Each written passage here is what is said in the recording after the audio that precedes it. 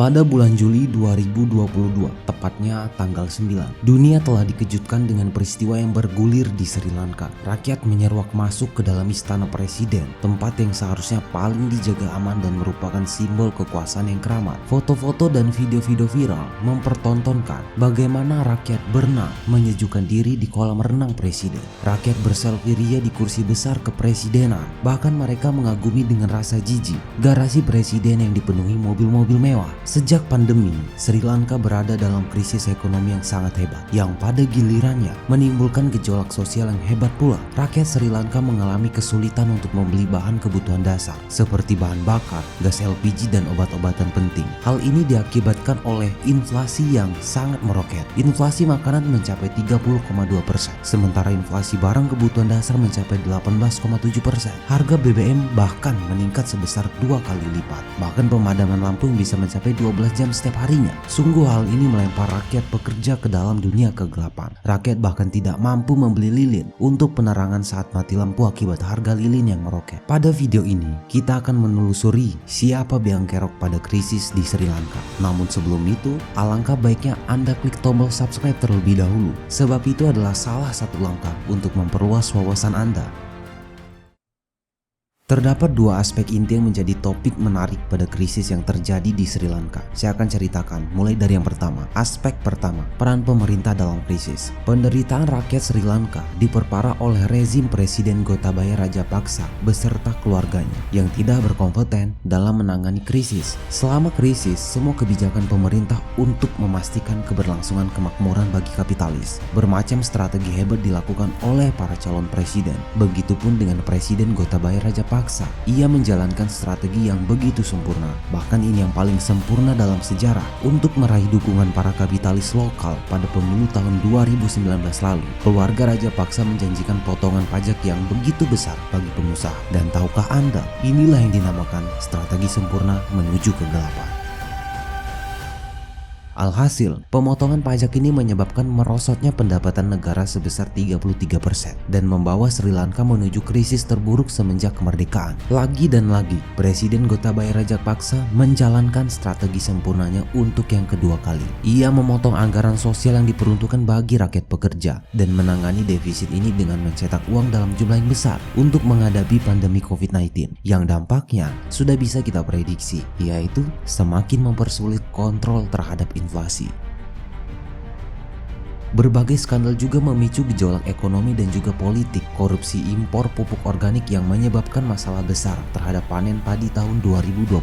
Selain itu, skandal ledakan selang gas LPG tahun lalu yang menunjukkan kelalaian pemerintah untuk meregulasi perusahaan gas. Di tengah kesulitan untuk memenuhi anggaran edukasi, kesehatan dan transportasi umum, masih sempat-sempatnya pemerintah untuk mengimpor mobil mewah bagi Perdana Menteri dan juga anggota parlemen. Akhirnya, untuk ketiga kalinya, strategi sempurna itu dijalankan kembali. Pemerintah menutupi kekurangan kas negara yang disebabkan oleh keringanan pajak bagi kapitalis melalui hutang pada berbagai kekuatan imperialis dari IMF, Amerika, India, dan juga Tiongkok. Strategi pemerintah Sri Lanka dalam berhutang adalah membayar hutang dan bunganya dengan hutang yang baru. Siapapun tahu bagaimana kebijakan gali lubang tutup lubang ini akan berakhir. Meski kas negara telah berkurang dengan cepat akibat menghadapi krisis ekonomi, pemerintah tetap berusaha untuk membayar hutang dengan cara memangkas anggaran sosial dan juga subsidi bagi rakyat. Aspek yang kedua, korupsi dan salah kelola. Korupsi politik salah satu pemicu masalah besar di Sri Lanka. Korupsi politik tidak hanya membuat kekayaan negara dihambur-hamburkan, tetapi juga mempersulit penyelamatan keuangan negara ini. Para ekonom mengatakan krisis ini disebabkan faktor domestik seperti korupsi dan juga salah kelola selama bertahun-tahun. Sebagian besar kemarahan publik diarahkan pada Presiden Gotabaya Rajapaksa dan juga kakaknya, yang akhirnya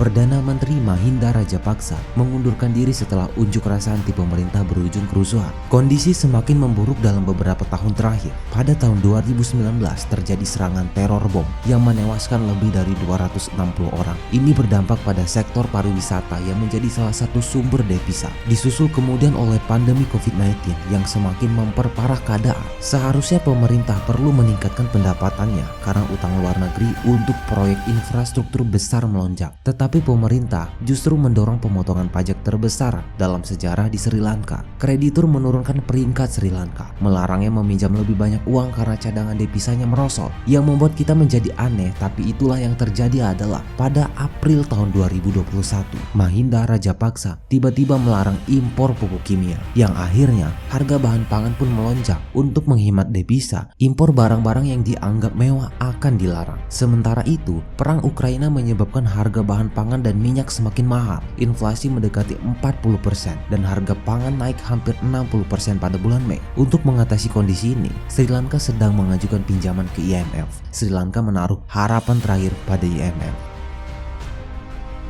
Sebenarnya, apa yang menjadi penyebab Sri Lanka bisa bangkrut? Pertama, inflasi. Kondisi ekonomi di negara pulau yang terletak di Samudra Hindia dengan jumlah penduduk sebanyak 22 juta jiwa dalam kondisi buruk selama beberapa waktu. Angka inflasi tahunan di negara Sri Lanka lebih dari 50%. Bahkan inflasi pangan mencapai 80%. Nilai tukar mata uang Sri Lanka rupiah terjun bebas terhadap dolar Amerika Serikat. Ketika Gotabaya Rajapaksa menjabat sebagai presiden pada November tahun 2019, nilai tukar rupiah Sri Lanka terhadap dolar Amerika hanya 179 rupiah. Kini nilai tukarnya mencapai 360 rupiah. Biaya transportasi juga naik 2 kali lipat. Bahkan warga yang memiliki uang kesulitan membeli makanan dan juga bahan bakar karena minimnya pasokan di mana-mana. Lebih dari 6 juta orang di Sri Lanka terancam tidak bisa memenuhi kebutuhan pangannya sehari-hari. Yang kedua, pariwisata hancur. Majalah Lonely Planet mendapuk Sri Lanka sebagai destinasi wisata terbaik pada tahun 2019 lalu.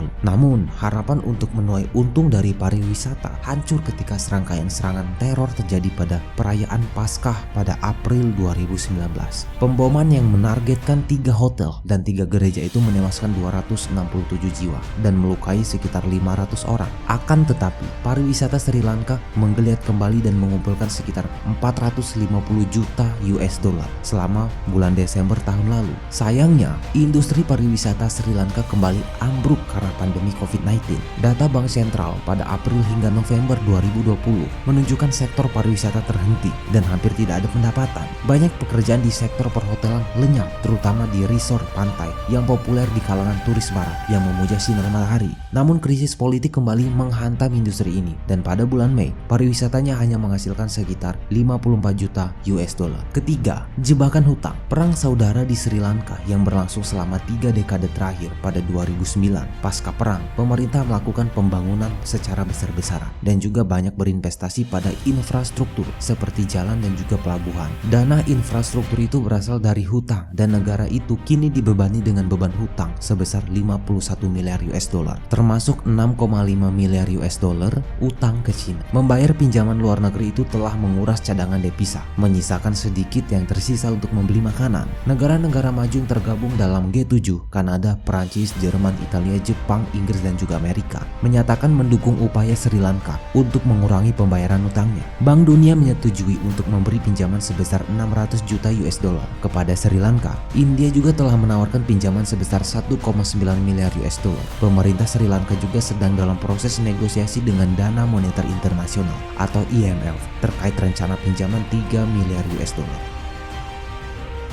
Siapa biang kerok dari kebangkrutan Sri Lanka? Perasaan marah terhadap Presiden Gotabaya Rajapaksa yang digulingkan dan keluarganya yang mendominasi politik selama 2 dekade terakhir sangat terlihat. Para pengunjuk rasa menyalahkan presiden dan keluarga besarnya yang menjabat di pemerintah atas kekacauan itu. Kakak laki-laki Gotabaya, Mahinda Rajapaksa, menjabat sebagai presiden selama 1 dekade sejak 2005. Keluarga Rajapaksa dituding mengumpulkan kekayaan dengan korupsi. Gotabaya yang merupakan mantan kolonel tentara juga mengisi pemerintahannya dengan mantan tentara. Rajapaksa bersaudara berhutang banyak kepada militer Sri Lanka atas peran mereka dalam mengalahkan separatis Tamil. Namun para kritikus mengatakan militer tidak melakukan apapun untuk rekonsiliasi dengan minoritas Tamil dan menuduh mereka bersikap lunak terhadap kelompok garis keras Sinhala yang menjadikan umat muslim sebagai sasaran mereka. Kedua saudara itu kini telah mengundurkan diri, tapi hingga saat ini belum jelas bagaimana nasib kevakuman kekuasaan yang telah mereka tinggalkan.